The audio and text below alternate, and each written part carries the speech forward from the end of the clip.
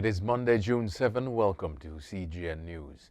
The Antigua and Barbuda government is offering a parcel of land as an inducement to get nationals to get vaccinated against the coronavirus.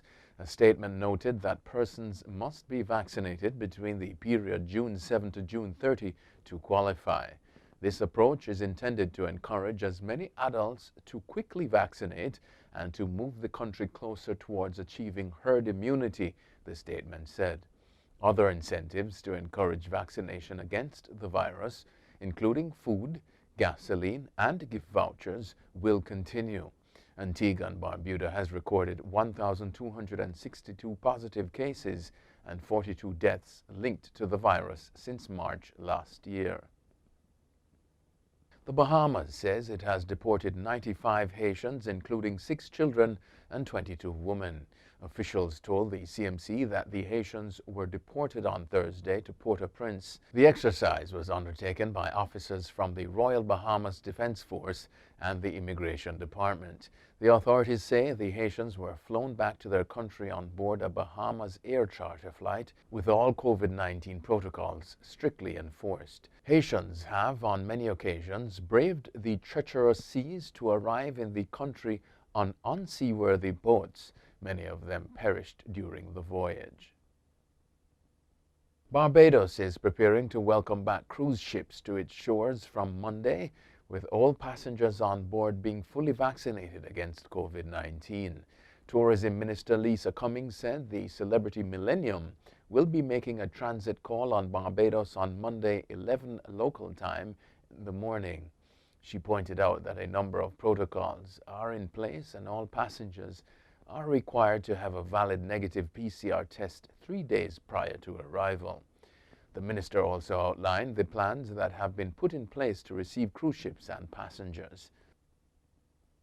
A technical issue that involved no major safety concerns forced Vice President Kamala Harris's plane to return to Joint Base Andrews in Maryland about 30 minutes after she had left Sunday on a trip to Guatemala and Mexico. The plane landed safely and she gave a thumbs up when she got off. Quote, I'm good. We all said a little prayer, but we're good, end quote, she said. The vice president departed in another plane about an hour and a half later. Her spokesperson, Simone Sanders, told reporters traveling with Harris that it was a technical issue with the original plane and there was no major safety concerns. Pope Francis on Sunday expressed pain over the discovery in Canada of the remains of Indigenous students of a Catholic-run boarding school in British Columbia last month. But he didn't offer the apology sought by the Canadian Prime Minister Justin Trudeau. Francis urged the authorities to foster healing, but ignored Trudeau's call for the Vatican to apologize. From 1890 until 1979, more than 150,000 Indigenous children were forced to attend state-funded schools to assimilate them into Canadian society. The government has admitted that physical and sexual abuse was rampant in the schools. A statue has been toppled at Ryerson University in Toronto at a protest on Sunday over the recent discovery of a mass grave of Indigenous children at a school. Edgerton Ryerson is deemed one of the architects of Canada's residential school system. His statue was vandalized last week after the remains of 215 children were found. It was daubed in red paint with slogans like "Dig them up" and "Land back" painted on the plinth in reference to his links to Canada's treatment of Indigenous people. Social media videos shows the statue being pulled down off its pedestal as a crowd cheered. Mohammed Lashmi, the university's president, said the statue would not be restored or replaced. The popular but controversial Nigerian evangelical preacher T.B. Joshua has died from an undisclosed cause, his church said. He was 57. The preacher founded the Synagogue Church of All Nations, a Christian megachurch in Lagos. African presidents, government officials, musicians, and other high-profile guests have worshipped in his church.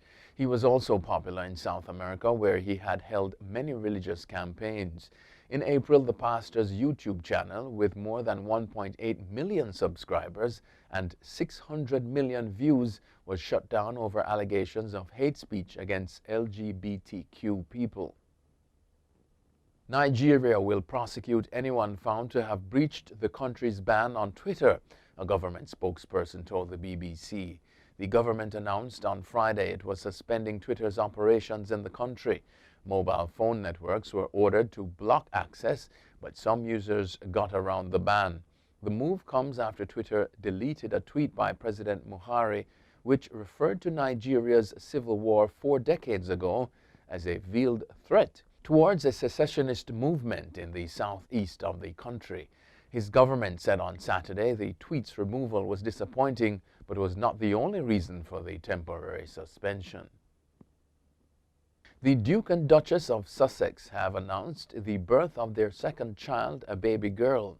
Lilibet Diana Mountbatten Windsor was born on Friday in a hospital in Santa Barbara, California. Both mother and child are healthy and well, the couple said in a statement. Buckingham Palace said, quote, "The Queen, the Prince of Wales and the Duchess of Cornwall and the Duke and Duchess of Cambridge have been informed and are delighted with the news," end quote. Prince Harry and Meghans said they named their second child Lilibet after the royal family's nickname for the Queen, the baby's great-grandmother. Her middle name was chosen to honor her beloved late grandmother Diana, Princess of Wales. And finally, two-time Jamaican Olympic 100-meter gold medalist Shelly-Ann Fraser-Pryce sent shockwaves around the track and field world on Saturday morning. She ran an astonishing 10.63 seconds to break the Jamaican national record of 10.7 seconds held jointly with reigning Olympic gold medalist Elaine Thompson-Herah. In becoming the first Jamaican woman to break the 10.7 second barrier, Fraser-Pryce established herself as the second fastest woman ever in the history of track and field. She is now the fastest woman alive. Speaking with reporters after her historic run at the JOA J3A Olympic Destiny Series, Fraser-Pryce gave praises for her performance to a higher power. That's it for CGN News. I'm Scott Wilson. Thanks for watching.